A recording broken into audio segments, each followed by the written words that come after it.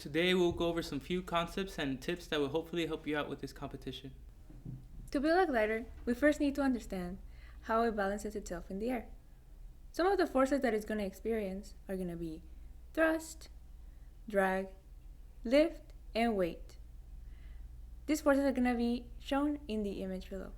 The most important force is lift because it is the force that counteracts the weight of the glider and keeps it in the air.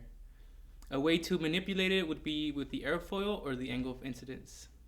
When we talk about airfoil, we refer to the shape and arc given to the wings of a glider.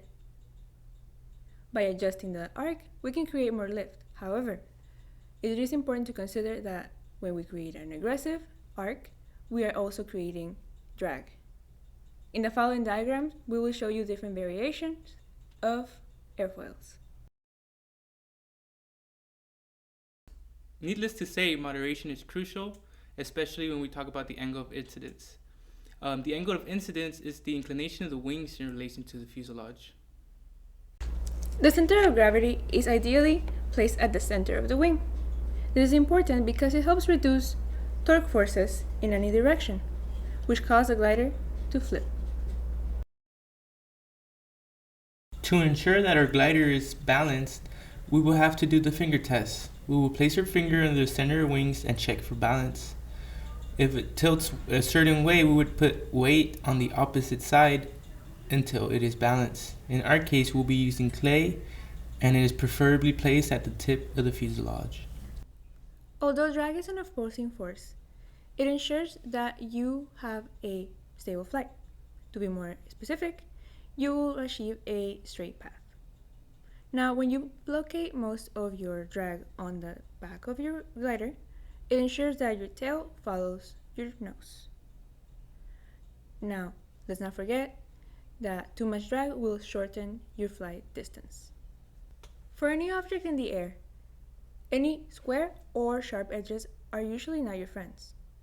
Rounding your edges will help you achieve a smoother flight. Some tips to make your glider more aerodynamic would be to round your edges like so. Typically, we want the fuselage and wings to be the same length and our tail wing to be half that length. Then we would place the wings at the 1/3 mark on the fuselage and the tail wings towards the rear of the fuselage.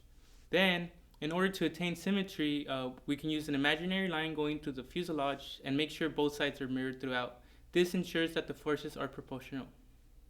For a more stable flight, try to place your load at the bottom of the glider as it will prevent wobbling, fighting the urge to flip over.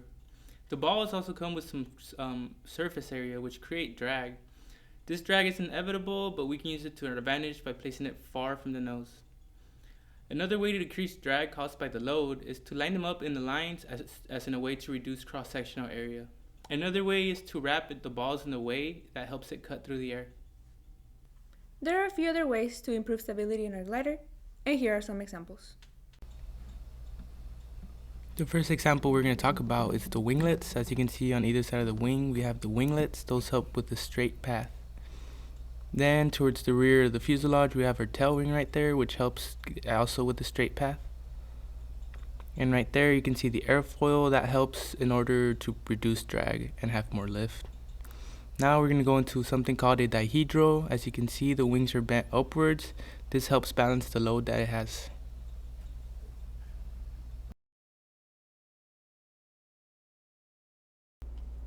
We want to emphasize that before you launch, it is important that you have a good center of mass and a symmetrical glider. This is crucial because you want a predictable flight to be able to diagnose any problem you may confront.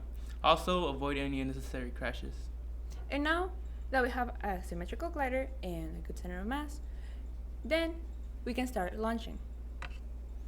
One of the first problems that you're going to encounter are going to be when your glider pretty much tips like this or does a backflip. To counter this, we can add more weight on the front or create more lift on the tail. It's also important to note that you don't have an airfoil or an angle of incidence that is too aggressive. Now, if your glider keeps crashing down, it's a good solution would be to try to remove some weight from the nose and hope that fixes the problem. If not, you can look back to your airfoil or angle of incidence and probably increase it. Now, if you find yourself making excessive adjustments, you might need to reduce the total weight. Finally, if your glider is turning, you can simply add more weight to the other side to fix this problem. Another solution could be maybe adding more stability components as a bigger tail, or maybe some winglets over here by the wings. Next, we will answer some of our most frequently asked questions. The first one being, where do I place my hook?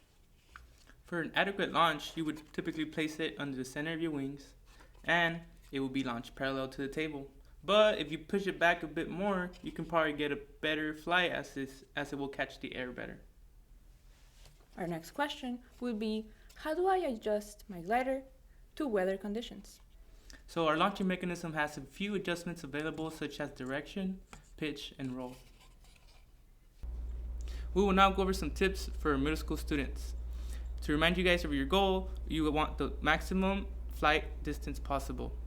And to obtain this, you would want to reduce drag as much as possible, add many stability components to get a straight path, and when launching, get an efficient launch by reducing friction and get all the power transferred into your glider.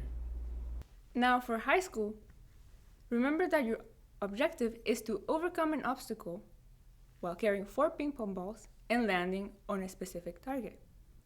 Accuracy. Some of the tips that I have for you would be to not be afraid of lift. Remember that you're carrying a heavy weight and it will help you, gain height. Another tip that I have for you would be to launch the exact same way every time. That way, you're going to be eliminating variables. And lastly, I want to recommend that you build a very sturdy glider, because remember, the heavier it is, the faster it's going to crash. And you want to spend less time fixing your glider and more time adjusting for accuracy.